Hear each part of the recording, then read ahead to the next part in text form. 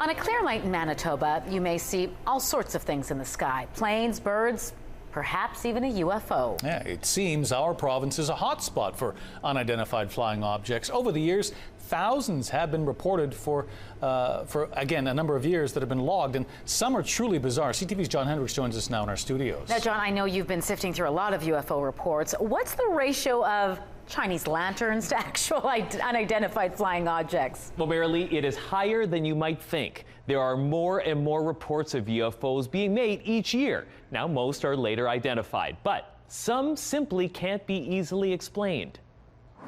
No way, it broke a sound barrier. I know. Late one afternoon this summer, Kent Graham saw something strange in the sky above Winnipeg. Something he simply couldn't explain. Your eye goes to it right away. It was like an orange sparkler coming down. The sparks went away, and it was just a globe of orange light that started just doing crazy moves. Moves he can't imagine any earthly object duplicating. It's unidentified, that's for sure. And just one of thousands of unexplained objects sighted in the skies over our province. Look at it, it's behind the tree. What is that? It seems Manitoba is a hotbed of UFO activity, with thousands of sightings stretching back to the earliest days of our province's existence. Picture this, 1792, that's quite a long time ago, and a lot of the West was still generally unsettled. David Thompson was in an area that was now around Thicket Portage in 1792, and it was winter, when they said that they had seen a mass of gelatinous luminosity moving through the air, and it actually approached them, and when it was in a few hundred feet of them, it dropped to the surface of the lake and vanished from sight. UFO researcher Chris Rutkowski says Thompson had no reason to make up this story, and given the time period, it couldn't have been a plane or other man-made object that he spotted in the sky. Very intriguing, a mystery. One of the many compiled in a report he calls the M-Files.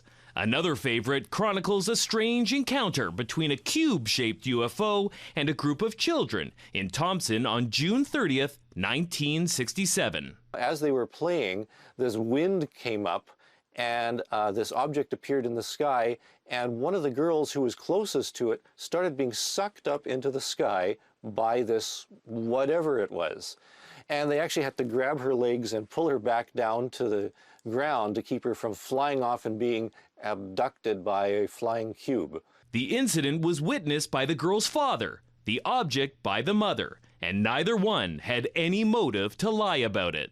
So I'd have to rank that fairly high up on the strange factor. Where does Kent Graham's sighting rank? Did you see that? Rutkowski was able to enhance the video somewhat, and the object becomes clearer and less mysterious. Probably a drone, yeah. Not an aircraft, it's not a Chinese lantern. Rutkowski says most UFO reports are later identified, but about 17% are officially labeled as unexplained.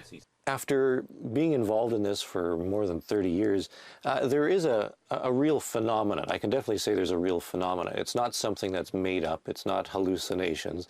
People are actually seeing things. What those things are remains unknown, unidentified, and a chapter to be investigated in the M-Files. Now, as we mentioned, there have been thousands of sightings across our province, the vast majority right here in Winnipeg.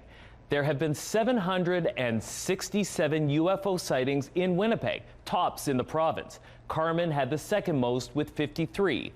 Now, Brandon had 45 UFO sightings. There were 40 UFO reports up north in Thompson, and the small farming community of Sperling was fifth with 36 sightings. John, most are a chance occurrence, but is there anything a person can do to increase their odds of seeing these things? Yeah, if you want to see something, it looks like you can do something to improve those odds. The prime time for seeing UFOs in Manitoba was between 10 p.m. and midnight. So that's a great time to go outside and look up.